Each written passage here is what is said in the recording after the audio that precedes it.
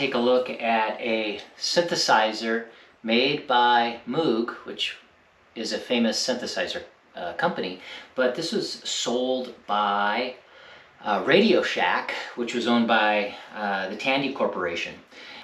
This synthesizer I purchased brand new had to have been the late 70s from Radio Shack in the area. I went into the store, I saw this great looking keyboard. I was like, wow, that looks like it would be a lot of fun. So I bought it. I've had it ever since. So however many years that would be, I don't even want to speculate. So it's been a long time, but the question is, does it still work? I literally have not turned this machine on in, I would say, 40 years.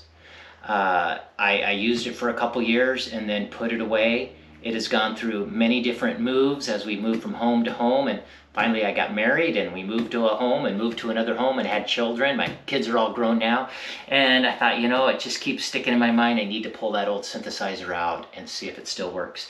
Now, unlike synthesizers of today, this is not a digital synthesizer. It is all analog, which means that the circuits inside of it never convert something to a digital signal. It stays analog, so all the musical sounds that come through here are generated in an analog fashion and manipulated in an analog fashion. And my recollection of this, even though I don't remember how to use everything, is like when you first turn it on, it makes no sound whatsoever. You have to design the sound that you want it to make using all of these buttons.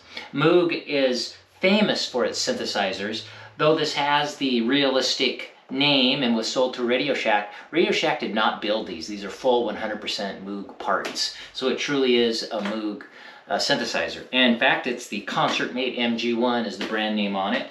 It has a serial number on the back, 17569. So before I turn on any old piece of electronics, especially something like this that hasn't been used in so long, I do want to take it apart first and just take a quick look at the insides. If it's all corroded inside, which is extremely possible, I'm not even going to bother turning on until I can get it cleaned out, because I don't want to destroy the unit in my anxiousness to see if it works. So with that, first thing I'm going to do here is open up the insides. It's got these bolts going around, and I think that's pretty clearly the ones that we're going to want to take off. And we'll see what it looks like inside. And man, like I said, I'm going to be so disappointed if it's all corroded. But it's just, for that many years, it's just, I mean, the components are, you know what? That screw felt different. I'm going to leave that one in. I'm going to go ahead and take these 4 outer ones. That other screw turned completely different, and I see now it's a different style screw. I'm not convinced it has to be taken out. And also I've learned, keep your screws in a location where you don't lose them. How many times have you spent looking for parts that you've lost than you do actually working on the item itself? Okay, I've taken out those 4, and oh yeah, it's totally coming apart here. I don't want to break anything. It's stuck on the back. Oh, there's clips on the back. Okay, so I'm going to turn this around. I see some clips back here. They lined up. I felt like it lined up with that. Let me take another look inside of there. See if I can see where the clips are. Oof. Okay, don't care for that sound. Right here. Okay, I don't see what's holding that other than the clip and the screw. What could it be? Okay, let's go to the back here. There is one screw right in the very back. I'm going to go ahead and take that out, and that could just be the culprit here that's holding it all together. So just taking that one screw out. Ah, that was it. I can see now this cover is going to come right off. Don't want to pull any wires out because I have no idea where they're going to go. Well, first of all, take a look here. My first glance at this, things look surprisingly good. Let me take the camera off and take a quick scan here. There's the circuit board. It's dusty, but boy, I don't see, well, at least at this level, I don't see a lot of corrosion. There's certainly dirt, fuzz, hair, that kind of stuff. See how dirty the keys are. See, the keys are numbered too. There's numbers on them and letters, tell you what they're for. A lot of dirt on this side. Big thing is this power supply unit here. How does that look? And what about underneath? Do you see any discoloration on that circuit board? Something that would show the board has started to deteriorate and maybe wires are short. Man, I feel a bit more optimistic. I'm telling you, that looks pretty good. Now, because it is analog components, all these faders that slide up and down on the front panel here, I expect them either not to work or be super noisy. And I kind of wanted to clean them first, but that is going to require I understand how to take this off. And I see screws going around the top. There's that. I feel the screw around behind, there, and there.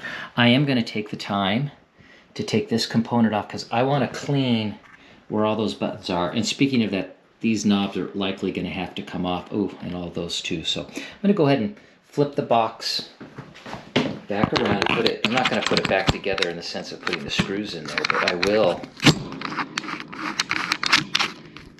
go ahead and just carefully bring this back around. I'd like to blow that out, but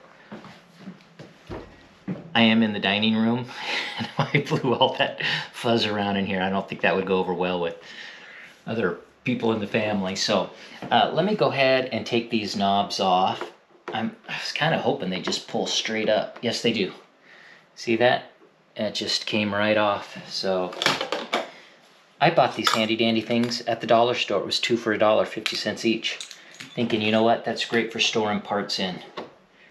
All these are the same, so I don't have to keep them organized. I'm just gonna pull them off, store them here, so that this face will come off.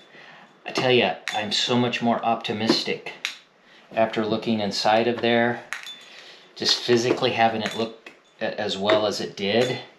Now, maybe that's not justified because the electronics itself could be pretty bad. Now, does this... Okay, this doesn't have a screw holding it in, so the knob should just pull off. Yep, there we go. That knob's off. These two knobs are off, and they're all identical, so I don't need to track them. These are switches. They don't come off. They're just going to slide right through. I'm not going to mess with those at all. As I mentioned on the back, I saw what I believe to be... Here you can see the serial number, but these appeared to be what holding that circuit board on. I'm going to go ahead and I'll put those in the same container I put those knobs in. Now, of course, when I take these out, that board could just fall right off of there. Hopefully that won't be the case. And hopefully I'm taking the right ones off, but I'm pretty sure I am. Okay, so here we go. Now I'm going to turn this, hold it all together, carefully turn it back around. Now I will go ahead and open it back up like this. Carefully, I don't want the circuit board to just fall out. Yeah, I can see now, let's get into it with me. You can see those screws that I took off in the back. One was right there, one was right there, and one was right there. So this, oh, and there's the 3 up here. So let me just go ahead and set this down on the keyboard. And let me take these screws out as well. If these screws are the same as the ones I just took out, they are, so I can put, ready? Or are they different? If they're different, that's a problem, because then you got to put them back. You know, they look a little thicker. I'm going to put them in another bucket because I'm not 100% sure they are the same. So I'll put them in a different bucket. Let's go ahead and take this one out. This thing, I like the way it's put together, man. Really simple, and it appears to be made to be taken apart. Oh, it's not like some items where you get into it and it's like, oh my goodness, screws are hidden underneath other components. What a mess, man. This one's great. Very happy in that. What a very nicely made device. See, it's got a fuse in there. Fuse looks okay. Okay, here we go. Moment of truth. Can I pull this out? Oh, you know what? I forgot one. I forgot a knob on the front. pull it off. This knob right here. Get that off. Now let's try this again.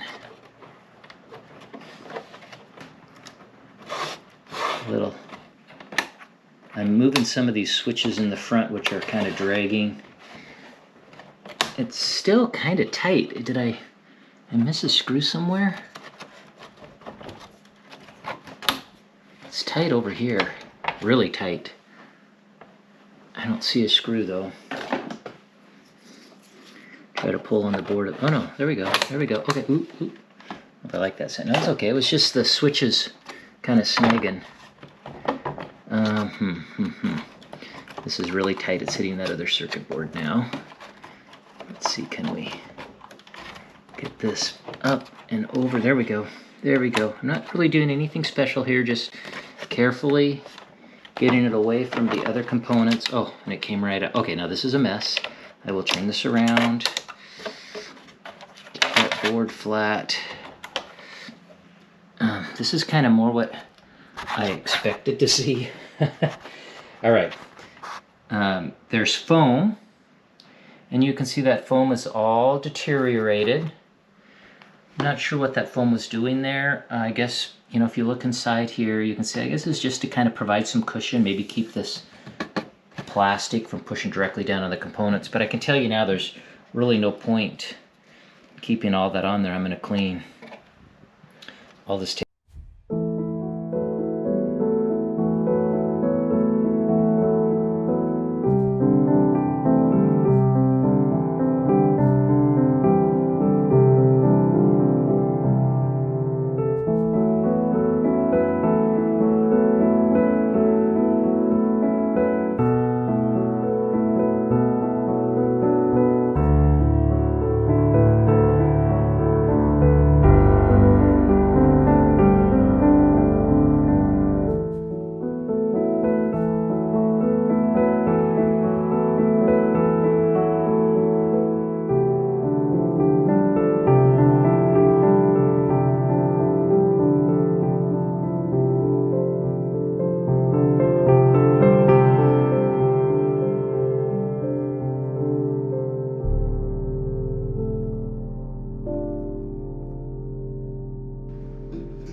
Okay, I've done some cleanup on the board.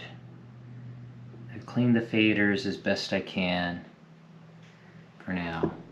The switches still have a lot of goo on them. I have to deal with that separately. These are really hard to move up and down, so I know that's going to be a problem. I don't know if that means they're not going to work or they're just going to work poorly, but they do not slide well. I'm not sure if you lubricate these or not, so I'm not going to mess with it right now. I'll leave them all down, put it back together, turn it on, see what happens, and then figure out if those can be lubricated or not.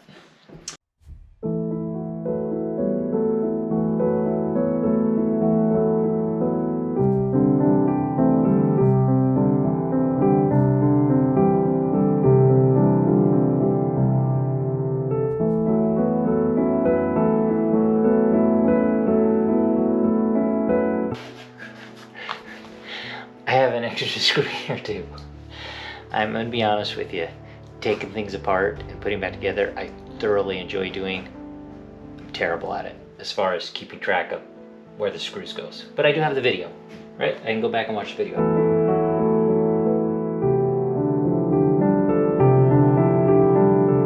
I also got 3 screws inside of here.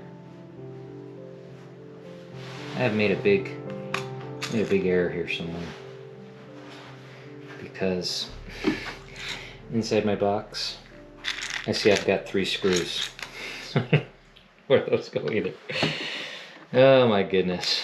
Oh boy. Oh well. I'll watch the video, figure out where they go, take it apart, put them back in.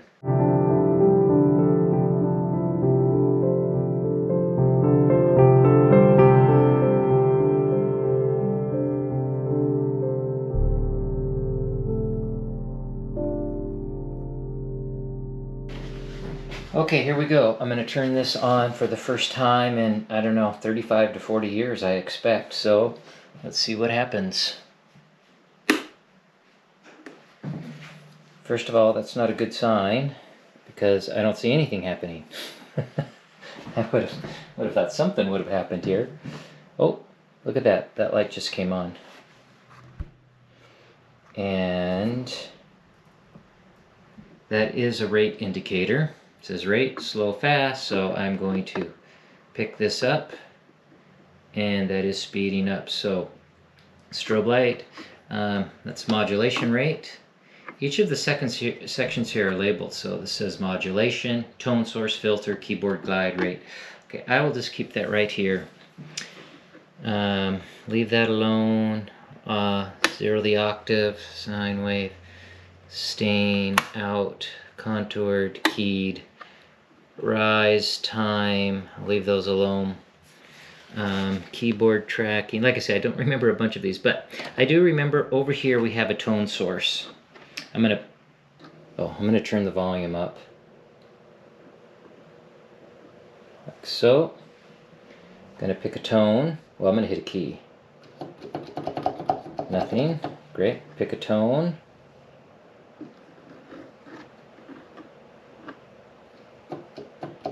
Still no noise. There is a mixer over here. Let me go ahead and take tone 1 and turn that up. Still don't hear anything. So let me just experiment for a moment here. I'm going to go ahead and turn all these up. Also filter.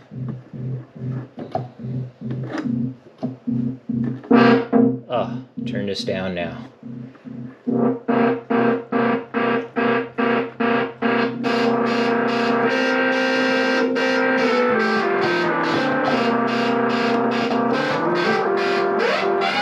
I'm going to go ahead and turn everything off, and I'm going to demonstrate to you how this works, for the most part.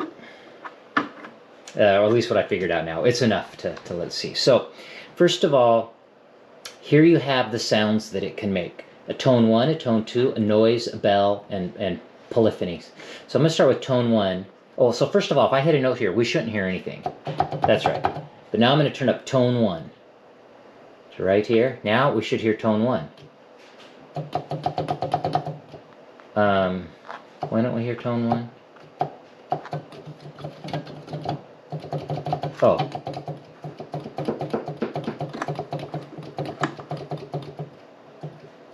Keyed. Okay, tone 1. This is a filter that's affecting the cutoff frequency of the tone that this is generating. So I'm going to leave it up. Full pink emphasis. Leave that off. Don't quite understand that one yet.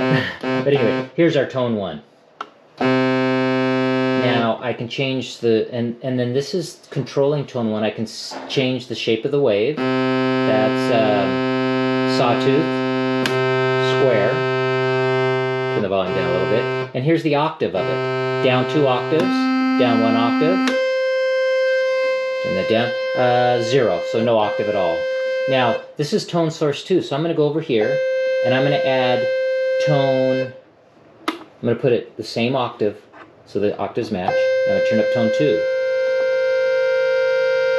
Now I've got 2 tones going through the system, but notice how tone 2 is slightly out of tune. Well, here's the tuning section for tone 2. And you see how tone 2 has a 0? I'm going to move it down to 0. Okay, and for my ears, oh, wave shape was on sawtooth. I'm going to move this back to sawtooth. There we go. Very close. Now, I'm going to put this at up 1 octave. Tone 2 will be up an octave. Tone 1, I'm going to drop. Actually, I'm going to drop this to 1. 0, now minus an octave, and go to a lower note. Nice fat sound. Let's adjust the cutoff frequency. Pink emphasis. I have no idea what that does. And now let's add a little modulation. I'm going to take the tone source and make the tone source follow this blinking light.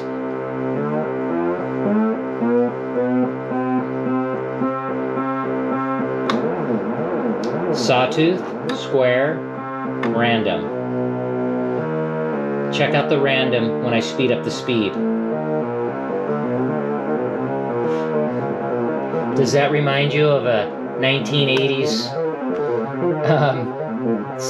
computer Disney movie with the computer in the background doing something?